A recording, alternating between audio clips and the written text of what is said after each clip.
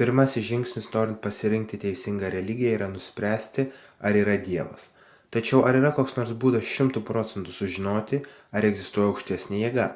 Todėl šiame įraše ir aptarsime 3 patikimiausius įrodymus, jog egzistuoja kūrėjas.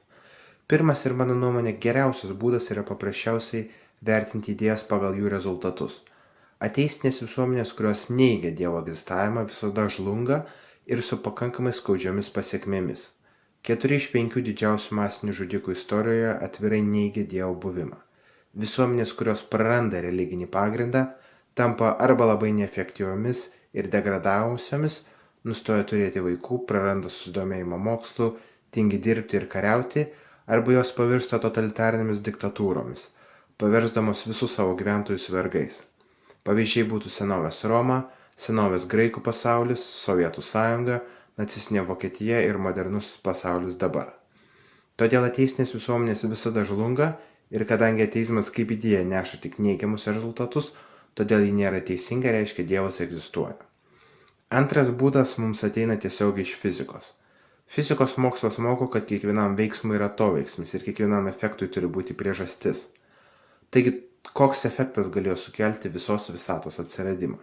Kažkada nebuvo nei laiko, nei erdvės, nei materijos, bet kadangi energijos tvermės dėsnis moko, kad energija iš niekur neatsiranda ir niekur nedingsta, todėl turėjo būti kokia nors aukštesnio lygio jėga, esanti virš mums suprantamo materialaus pasaulio, kuri ir sukėlė visatos atsiradimą. Taip pat nereikia didelio proto suprasti, kad moderni visuomenė daro savižudybę ir egzistuoja ištisos žmonių grupės, kurios yra tobulas blogis ir viską daro taip, kad tik kuo greičiau sunaikintų civilizaciją. Todėl turi egzistuoti kažkokia teigiama jėga, kuri yra atoveiksmis visom šitom blogio apraiškom. Ir galiausiai trečiasis būdas yra grinai geologinis. Sekuliarūs mokslininkai teigia, kad Žemė formavosi iš lėto per milijonus metų. Kai tuo metu religijos teigia, kad Dievas viską sukūrė per kelias dienas. Sekularizmas pateikia fosilijos ir geologinius sluoksnius kaip įrodymą pagrįsti tokią teoriją. Tačiau yra viena problema. Fosilijos ir Žemės sluoksniai paprasčiausiai nėra milijonų metų senumo. Absoliučiai visose uolienose aptinkamas nemažas kiekis C14 anglies izotopų. Jų aptinkama ir deimantuose, ir dinozaurų fosilijose.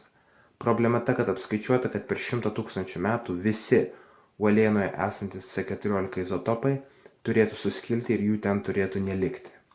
Tai reiškia, kad Žemė paprasčiausiai negali būti daugiau nei 100 000 metų, kadangi C14 izotopų yra daiktuose, kuriems turėtų būti milijonai ar net milijardai metų.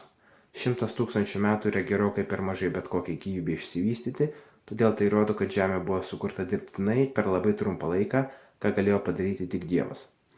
Dabar kiltų natūralus klausimas. Jeigu mes taip gerai galime žinoti, jog Dievas egzistuoja, kodėl tiek daug žmonių yra ateistai? Atsakymas paprastas. Jie paprasčiausiai nenori laikytis jokių moralinių standartų. Nes jeigu mes pripažįstame Dievą, mes turime taip pat pripažinti, kad jis turi tam tikrą valią ir nori, kad mes jos laikytumėmės.